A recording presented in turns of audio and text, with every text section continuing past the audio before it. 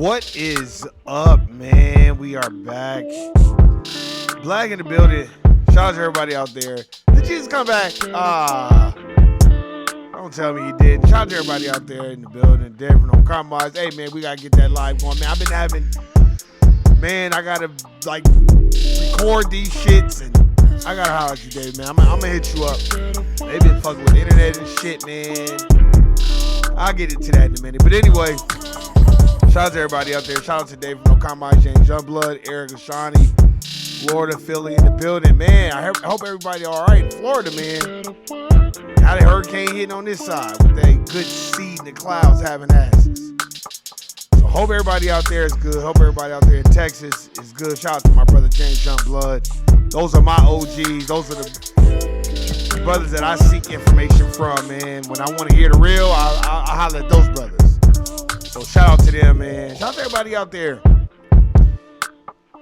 Man, we're going to get into it today, man. We just going to talk about Labor Day, but we're going to talk about Black Labor White Wealth. Black Labor White Wealth Day. Shit. So let's get into it. Hey. Oh, man. Man, shout out to everybody out there, man. Man. Hey, man. It's a lot been going on. A lot of things been going on. First of all, man, I hope everybody has a great, Labor Day weekend, whatever you do. Shit. Let me tell you something. There's one thing I don't like is paying for services that aren't rendered. Man, let me tell you something, man. I'm reading this book, Mind Your Mindset. That's really been helping me, man, because I've been getting really pissed off about just the weather and just shit that ain't never happened before. Like, I've been out here in Vegas for 23 years. In the 23 years that I've been out here, this is the first time, this is the first time that I've actually had to see fucked up weather like this. And it's just god awful. And the reason why it's god awful is because we ain't never had no rain like this. And they always talking this monsoon. Monsoon season is not in fucking September. Monsoon season is in July and in June. And it's still hot as fuck. It just rain. Weather dropping. It's like, oh my God, man. All this rain. You can't go. I don't be liking to drive. Anywhere else, I probably would drive in the rain. But Vegas, man, fuck all that. You got to understand, it's bars on every corner. I'm not trying to drive in no fucking rain, dealing with no dumbass motherfucker that don't know how to hold their liquor. Driving in the rain, that's a whole nother topic I get into, but, I just thought, it's going to be a little different, hot, what I'm saying, chill, just relax. I didn't have no plans on doing nothing big. I don't be doing shit on these holidays, man. Not like that, but, just read and relax. And some people, oh, man, I love when I don't. Internet be tripping. Motherfuckers be running into the goddamn power boxes and shit. You don't have no fucking power, man. Fuck Vegas. Y'all gonna hear me say that shit a lot. I am ready to get the fuck away from this motherfucker, man. I'm just counting down the days, y'all. For real. You know what I mean? It ain't like it used to be. Everything's expensive and all that stuff. Y'all heard me talk about that before. But that's another thing. A shout out to my homegirl, Melina, man. I was chopping it up. I always chop it with her. We talk a lot about just what we endure at the Core Plantation every day. And I remember I was telling her about Black Labor White Wealth, you know. And as you see the picture, you know, you see the thumbnail, that's our foundational Black Americans working on the goddamn real world. Don't let these people tell you the Chinese people built the real world. That's bullshit. And if I'm not mistaken, that might be one of the pictures in that book by Slavery by Another Name by Douglas Blackman. A white man wrote that book, by the way. And no black person wrote that book. Very, very good book. And I just want everybody to know on these days like Labor Day, man, you need to really, really pat yourself on the back and understand what foundational Black Americans did for this country. We got to worship the ancestors, man. The John Henry Clarks, the Dr. Benz, all the people y'all hear David from No Compromise talk about. You got to work. You have to, you know what I mean? You have to uplift those names and show proper respect, man. I often think about that a lot. Like, man, our people built this country for free without repayment.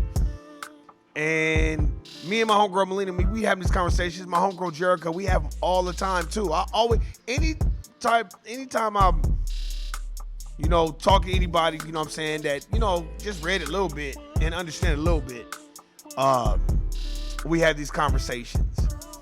And I was even going as far, you know what I'm saying, I was like, you know, I was telling my homegirl, I was like, and this is shout out to Nuke and shout out to Sister Cobweb too. We've already had these conversations 100,000 times, but I was just like, and they wonder why Black families are the way they are, and in disarray and in shambles and all. Ain't no fucking wealth.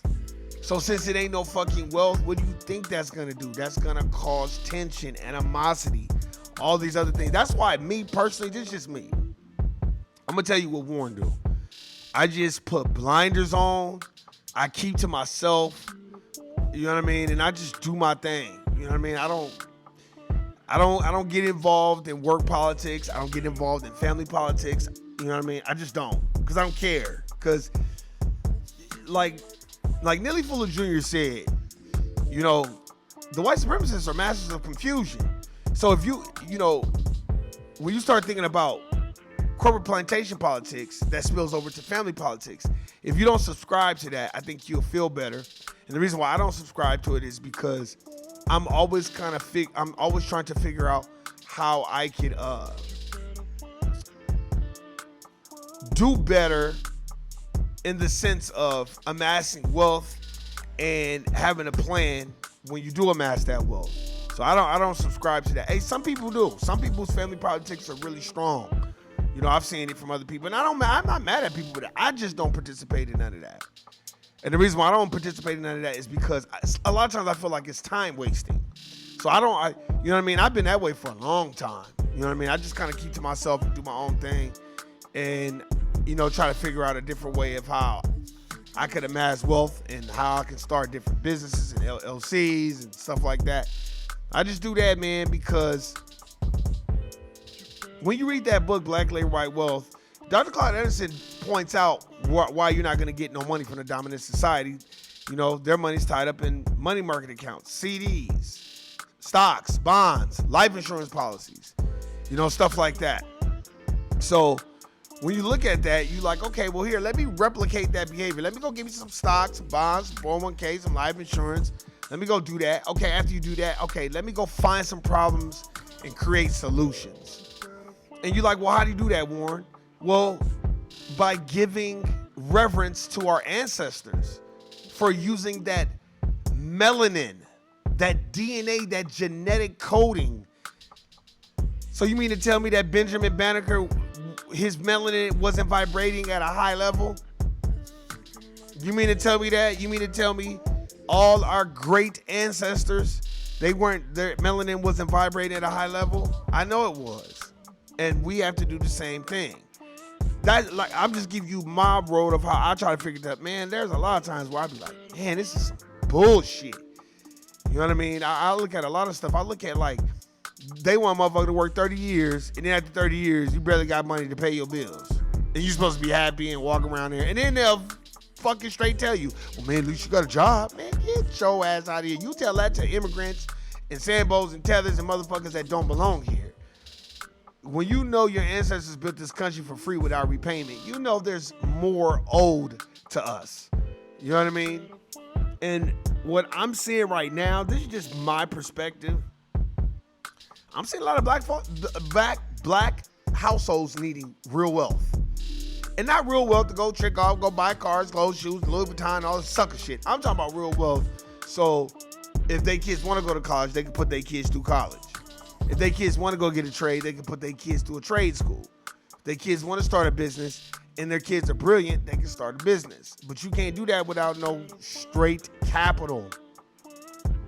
And when I look at all the labor that we put in and how we still don't own and control no major resources, you know, that does something to me, man. That's why I just, look, James on Blood know that. Dave from No Combines know that. The homegirls, I be talking to Todd. They know that. You know, I just be by myself, man, because I'm trying to work on me. I'm trying to change my narrative. I'm trying to change my mindset. And when you don't have no wealth, sometimes it can become depressing because you do start looking around and being like, God damn. So you mean I'm going to have to be doing this shit until I'm 60, 70? Like anything could happen in between then. You know what I mean? And you would think as much as we've done for this United States of America Incorporated, that it would be more wealth coming our way. It's actually the opposite. You know what I mean? That's why I challenge the dominant society. I feel like confident white folk will be like, get those niggas the money. Half of them gonna bring it back to us anyway. That's what I feel like a lot of confident white folk will say. Insecure white folk gonna be like, well, they get it because, you know, I'm poor too. Those are the insecure motherfuckers who benefit off of being white in the United States of America Incorporated. That's why I just keep to myself. Like I said, man, I don't like to have, when it comes to racial disparities and having conversations, I just recommend books to people. I'm not going to go back and forth with you. I'm not going to debate with you. I'm not going to talk to you. I'm not going to show you how much knowledge I have. I'm just going to recommend books, and I'm going to keep it fucking moving. Because I don't have time to be trying to explain to no dominant society person what racism and white supremacy. They've been taught that as a kid. They know what it is. They know it exists. They know they benefit from it. My challenge to black folk is this. The black folk that have a little bit of power, a little bit of wealth, what are you doing to trying to change the system and replace that system with and establish a system of justice? You know what I mean? How many people want to read Dr. Claude Anderson's Black Labor, White Wealth? How many people are ingesting and comprehending and taking in his processes and his solutions to what we need to do? How many of us are doing that? Because a lot of us are not. And I get it. A lot of us ain't been taught. Look, man, I didn't learn about Dr. Claude Anderson until about 2013, 2014. I ain't going to lie to you. I didn't know about none of 2013, 2014. So I guess I've known about him 10 years. But there are a lot of people that I know that have known about Dr. Claude Anderson and Dr. John Henry Clark and all our great elders since the 90s. And that's why me and Dave, we got to do a part 3 and 4 about black Christianity. Because black Christianity, I think, does more harm than good. It does good as far as it calms us down. It gives us a place of refuge. The harm that it does is it shields us from the system of racism and white supremacy in the way of our thinking. You know what I mean? Yeah, you can pray about it, and I understand that. You can do that, and I get that. But we have to start teaching financial literacy. We have to start teaching, hey, man, you need to read these books. You need to understand exactly why you're reading these books. You have to understand that. You know what I mean? You have to understand how these systems work. You have to know the social game rules. A lot of us get on these corporation jobs and get to telling all our business and doing everything and becoming a minstrel show for the dominant society, and then we mad when they part ways with us because they treat us as a business and we treat them as personal. It's never personal, it's always business. A job is what you do, it's not who you are.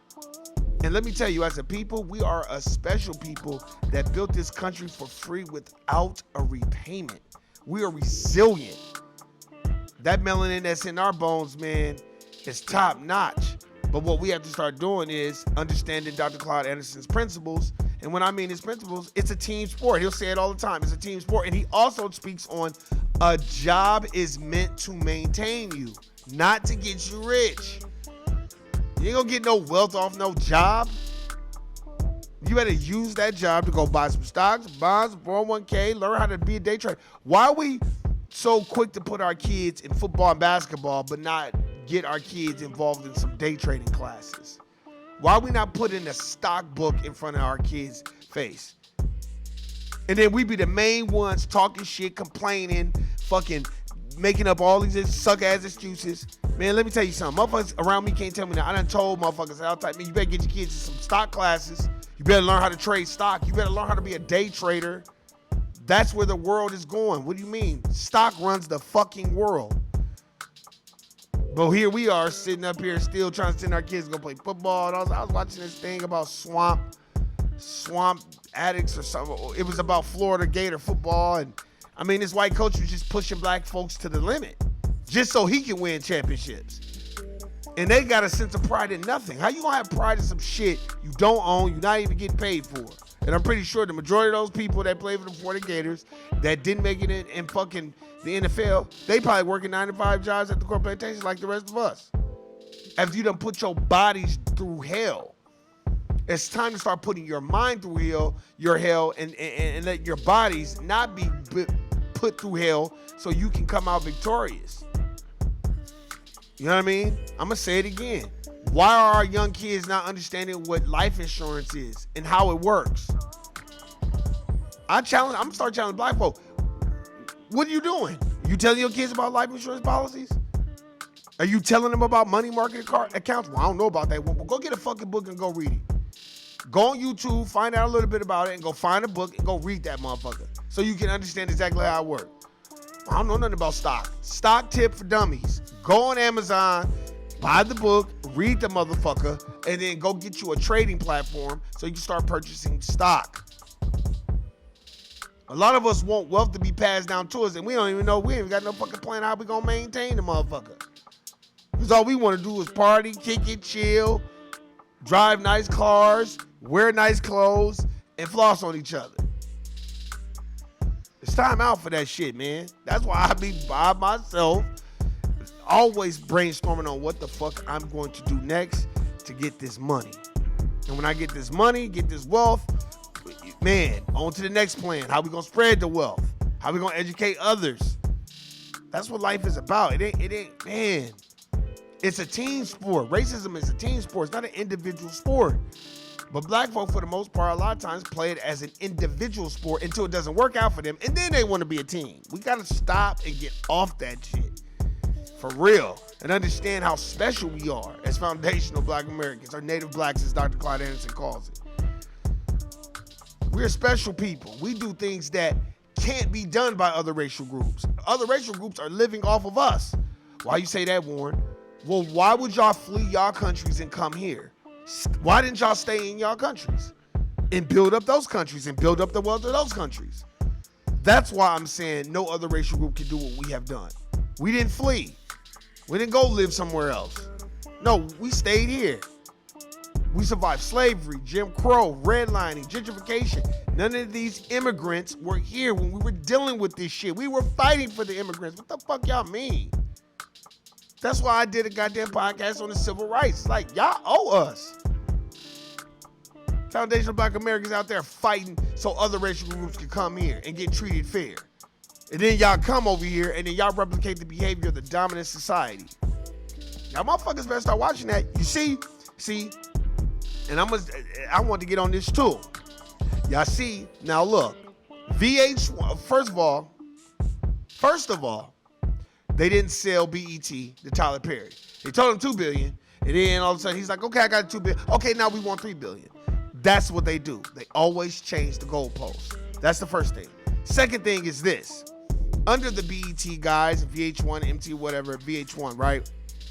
Now I have seen twice on the show Basketball Wives, and I love Shaq, but his ex-wife, I'm sorry, she's the executive producer of Basketball Wives, and that big-eared ugly bitch, I forgot her name, she's a Puerto Rican from New York, called that Nigerian sister a monkey, right? That was the first time. And I said, I've been waiting to see if this is going to happen again. Now, that girl from Love and Hip Hop, Erica Mena, who got the baby by one of those niggas from Terror Squad, who's a Puerto Rican or Dominican or whatever the fuck she is, but she's making her money off black culture, called another black sister, I think she's Jamaican, Spice or whatever her name is, a monkey. That's because they get around black folk. I'm talking about black men in particular, right? And black men in particular, I don't give a fuck about who you date, but check that shit at the gate. I don't give a fuck about who you date. I don't got time to be going into your personal business. That's too much time in the day for me. I don't got time to be doing that. Okay, well, who you fucking? Well, let me go down a list. I'm sorry. That's where me and Dr. Umar are going to disagree. I don't have time to go around to 40 million black men or wherever the fuck the census is and tell them, hey man, just date black women. I'm not going to tell them that. What I'm going to tell them is if you date outside your race, whoever you date, and that goes for me and anybody else, you check that shit at the gate. So they'll know. See, people like that big-eared Puerto Rican bitch from New York that done fucked half the NBA and football and baseball, and she's a certified fucking tramp, in my words, in my eyes. But you would have called a Nigerian bitch a black monkey, but that Nigerian woman ain't fucking everybody. We have to get off of treating these women like they're some type of exotic fucking trophy or some shit. Enough is enough. You know what I mean? And yeah, it wasn't foundational black Americans that they called monkeys, but it don't matter. Those are black sisters, and that shit is out of line. I remember I heard Joe Budden one time. I was like, yeah, man, you got a Spanish chick? Yeah, because, you know, those Spanish chicks, niggas need to start reading and understanding what the fuck is going on. Puerto Ricans, Dominicans, Cubans, all of them motherfuckers. I'm going to say it again. Puerto Ricans, Dominicans, Cubans are not Spanish chicks, are Spanish people. They are not from fucking Spain. That's common sense. You want to know who's from Spain? The Borgias, as in Pope Rodrigo, Cesare Borgia, Lucrezia. They are from fucking Spain. Pal and Mark Gasol are from fucking Spain. They are Spanish people. Dominicans, Puerto Ricans, and Cubans are not Spanish people. They just speak Spanish. Just because we speak English, we are not from England. So you don't hear them talking about, oh yeah, that black brother, yeah, he English. No, nigga, we just speak English. We're not from Great Britain. Because you know why? When you say Spanish chick, that gives it an exotic European motherfucking connotation. They are not from Spain, so they're not Spanish. Call them what they are. And the majority of them that are in the United States of America Incorporated are fucking freeloaders. They are here for unearned benefits. And they come here, jump on the black hip-hop culture bandwagon. Once it benefits them, they start calling black folk niggas and monkeys. So you better understand that. That's why I'm addressing it. Because I'm sick of watching it. I'm sick of hearing it. I'm sick of fucking talking about it all the time. Like, damn, how many times is this going to happen? In Love and Hip Hop, Mona Scott, you are doing a god-awful job. Terrible. Fuck firing. What the fuck are you doing? Oh, I know why. Because this is what y'all do. Is this what y'all do in the Haitian community? Just keep making mockeries out of black folk? It's gotta be a twist or something at the end. What's the end game? That's why I'm like, enough is enough. This is twice I've saw this on VH1 where a black sister who was dark skinned got called a monkey. And I'm sick of that shit. I'm sick of watching it. I'm sick of dealing with it. I'm sick of hearing it. I'm sick of our black folk sitting up here co-signing other racial groups, knowing that there is anti-black racism within those other racial cultures.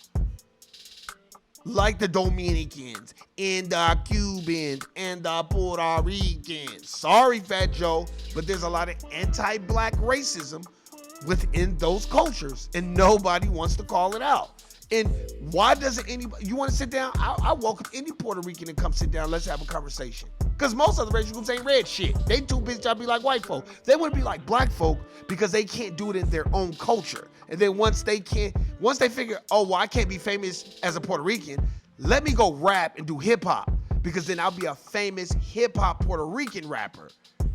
You see what I'm saying? White folk do it too. White folk will borrow from black culture all the time. Look at Pink. I talk about this shit all the time. Look at Post Malone. These motherfuckers don't really want to do hip hop music, but they do it because they know they will be looked at as exotic for going into another culture and being able to do it and emulate and replicate it. Y'all need to understand this. I'm trying to break this shit down right now, man.